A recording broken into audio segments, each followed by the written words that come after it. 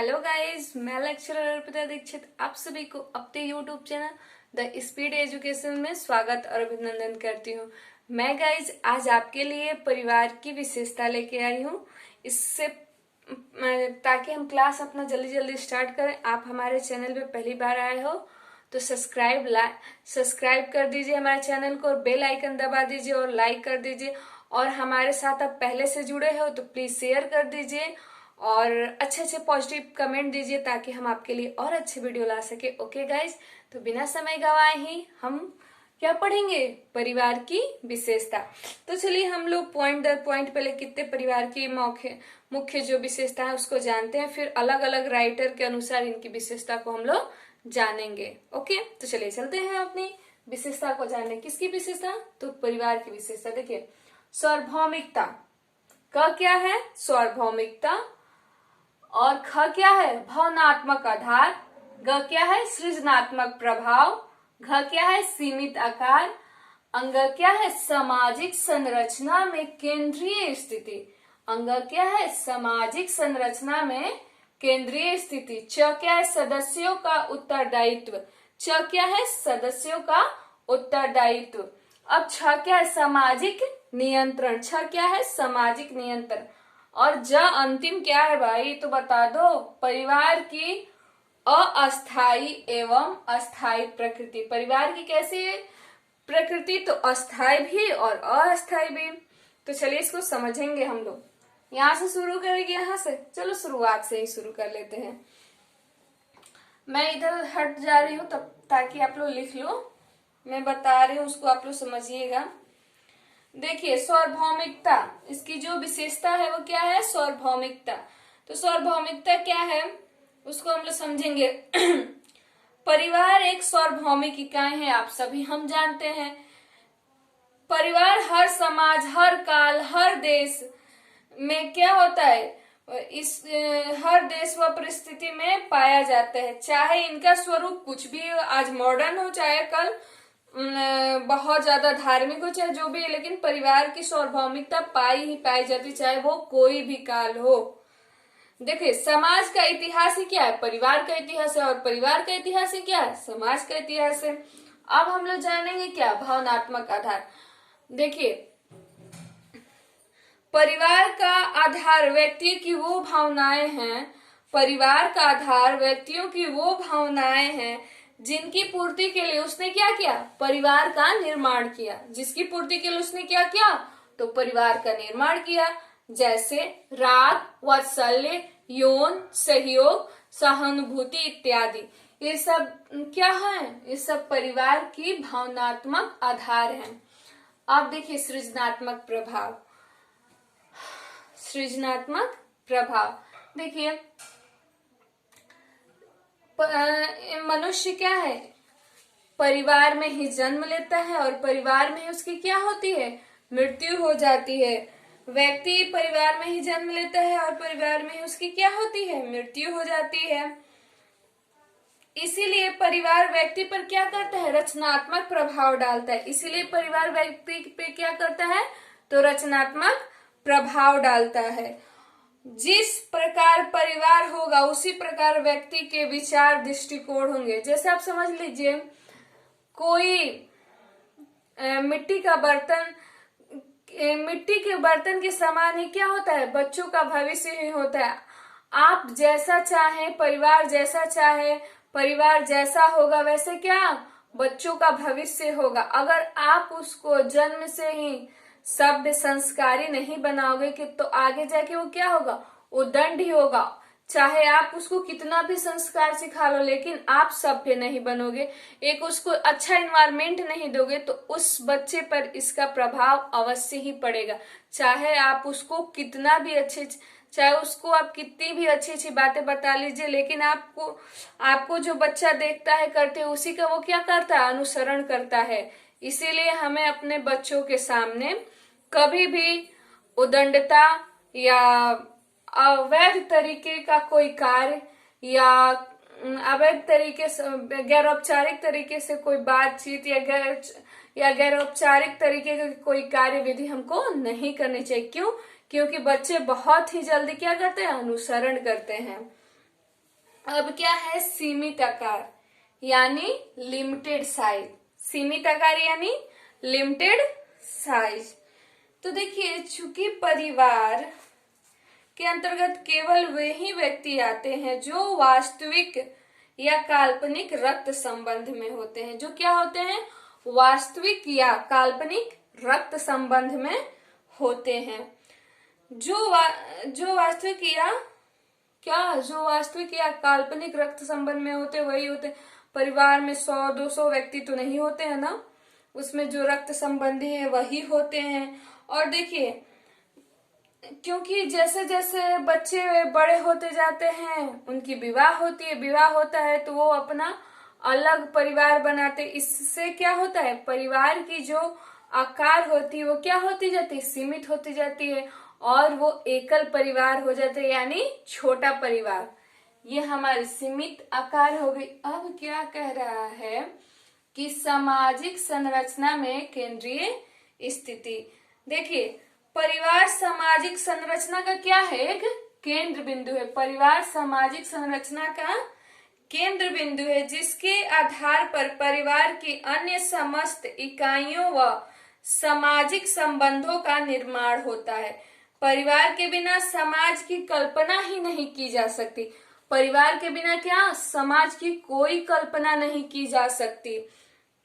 समाज का छोटा रूप क्या है, परिवार है। समाज का छोटा रूप क्या है, परिवार है। और परिवार का बड़ा रूप क्या है, समाज है।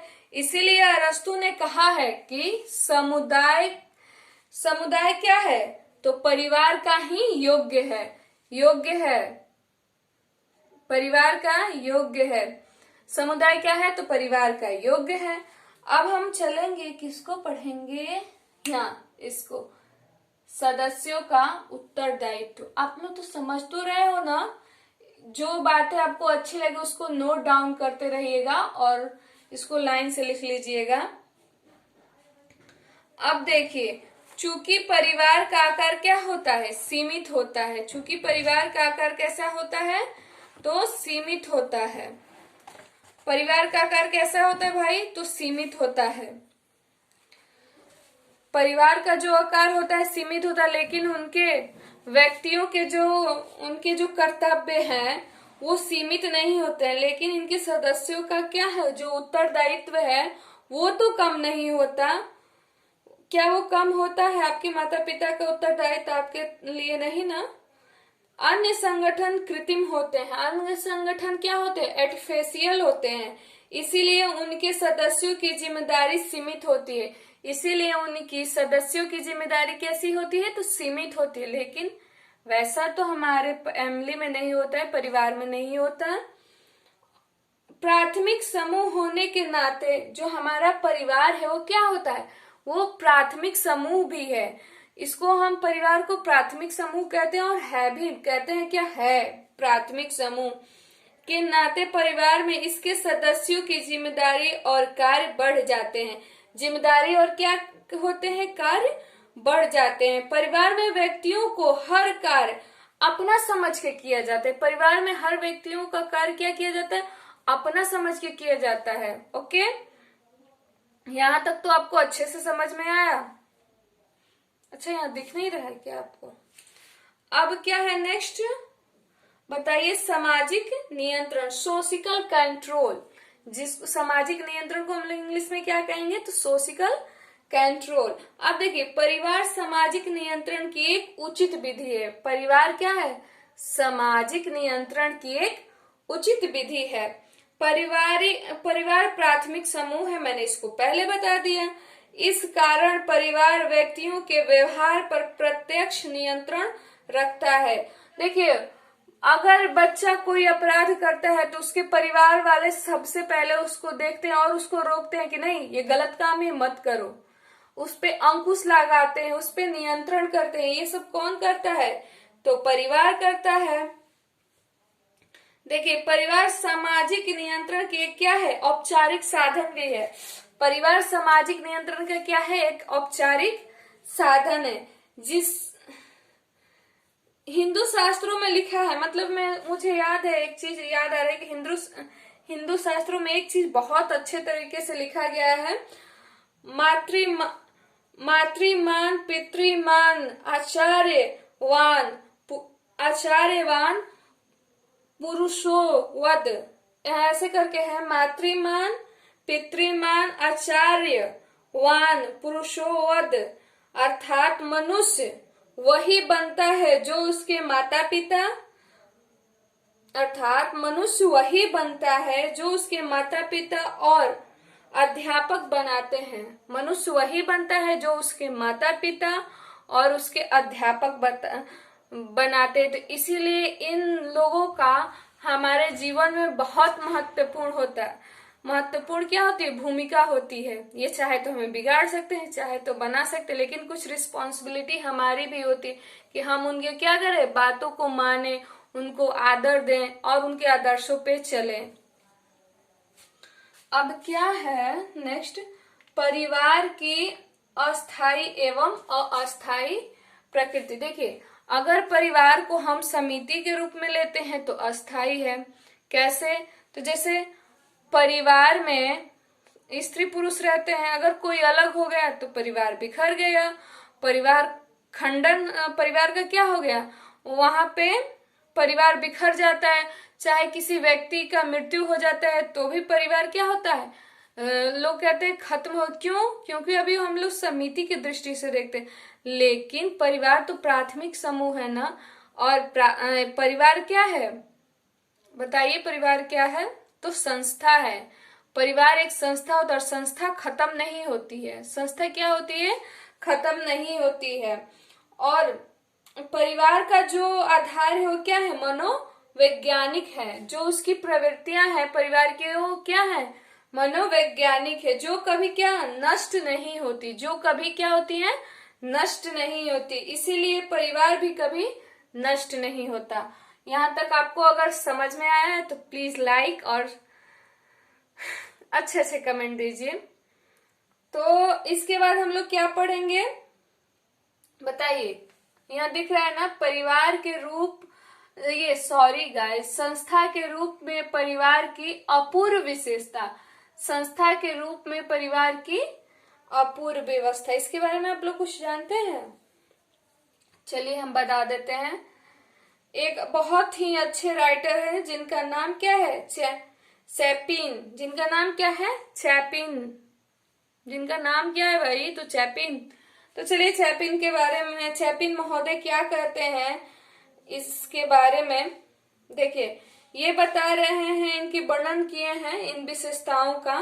तो मनोवृत्तियां और व्यवहार प्रतिमान, मनोवृत्तियां और क्या, व्यवहार प्रतिमान, मनोवृत्तियां और व्यवहार प्रतिमान, प्रतीकात्मक संस्कृति लक्षण। इसके विशेषता में क्या है, प्रतीकात्मक संस्कृति लक्षण, उपयोगितापूर्ण, फिर क्या करें, उपयोगितापूर्ण संस्कृति लक्षण, फिर क्या करें, उपयोगितापूर्ण संस्कृति लक्षण। आप लोग लिखते भी जाइएगा। अब उसके बाद से क्या करें, मौखिक एवं लिखित निश्चित नियम। उसके बाद से क्या करें, मौखिक एवं लिखित निश्चित नियम। फिर क्या कह रहे हैं, मेरियल, मेरियल है कि मेरिल है, आप बताइए। एक लड़की बोली थी मेरियल, मेरियल वो नहीं है, क्या है, मेरिल है।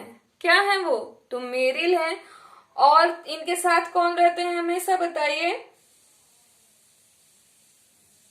मेरिल तथा एल्डरिज, आपको मैंने बताया भी था, मेरिल तथा एल्डरिज ये क्या कहते हैं, इन्होंने इसकी विशेषता बताया है। वो कैसे, सार्वभौमिकता, यही वाली आपको पहले से, संवेगात्मक, प्राथमिकता, उत्तरदायित्व और छोटा आकार यानी लिमिटेड साइज।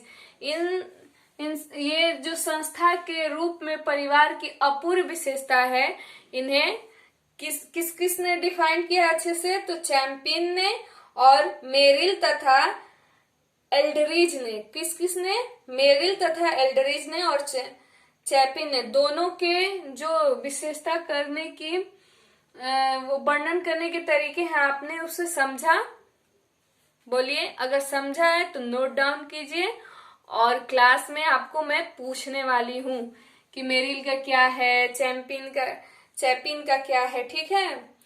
अब नेक्स्ट टॉपिक हम लोग का क्या होगा, परिवार की उत्पत्ति के विभिन्न सिद्धांत। नेक्स्ट टॉपिक क्या होगा? तो परिवार की, बताइए, उत्पत्ति के विभिन्न सिद्धांत। तो आपने यहाँ तक तो समझा। परिवार चैप्टर हमको लगता है कि और एक दिन चलने वाला, एक दिन क्या 2 दिन चलने वाला है, ये बहुत ही बड़ा है। तो जल्दी जल्दी आज मैं थोड़ी थकी हूँ, इसकी वजह से मैं ये छोटा वीडियो बना रही हूँ। कल थोड़ा सा बड़ा वीडियो बनेगा ताकि हम लोग जल्दी से कवर करें, क्योंकि हमको एग्जाम भी क्वालिफाई करना है। ओके गाइज, आपको जो भी सब्जेक्ट पढ़ना है कमेंट बॉक्स में लिख के भेजिए, मैं आपको उस पे वीडियो बना के दूंगी। तो आज यहीं पे हम इस वीडियो को रोकेंगे।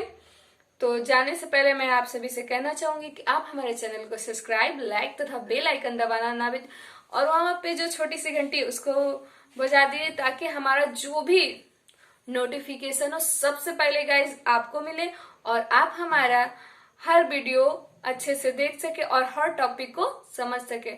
ओके गाइज, बाय बाय, जय हिंद दोस्तों।